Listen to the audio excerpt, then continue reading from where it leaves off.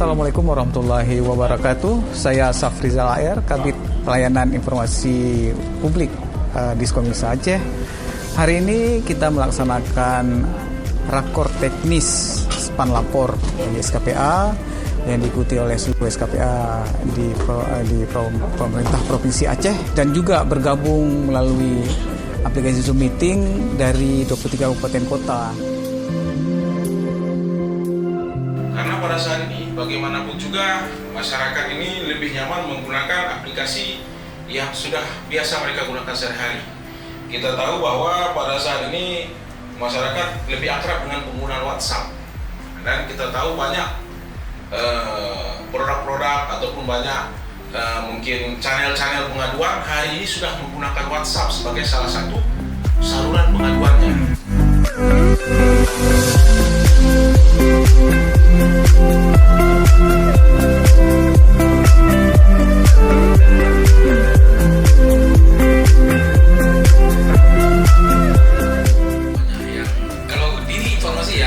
Kalau di kami nggak banyak yang minta informasi, kita makin gampang kan. Tapi satu sisi yang lain nggak banyak informasi, bisa ada dua kemungkinan. Nggak diminta karena nggak tahu, nggak diminta karena malas.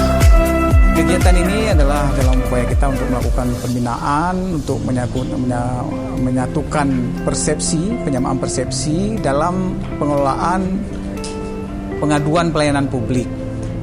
Aplikasi Span Lapor ini adalah aplikasi bersifat umum yang disediakan oleh pemerintah Republik Indonesia melalui Kementerian Pan-RB, sehingga mewajibkan seluruh instansi pemerintah untuk menggunakan aplikasi lapor. Di situ ada berjenjang admin nasional, admin instansi dalam hal ini berada di Diskomisa Aceh, dan admin penghubung di masing-masing SKPA. Jadi hari ini ada dua narasumber, ada dari Kemenpan RB, Pak Rizky mewakili Asisten Deputi Transformasi Digital Pelayanan Publik, dan juga ada dari Pak Kadis sendiri, Kadis Komisa Aceh, Pak Marwan Yusuf.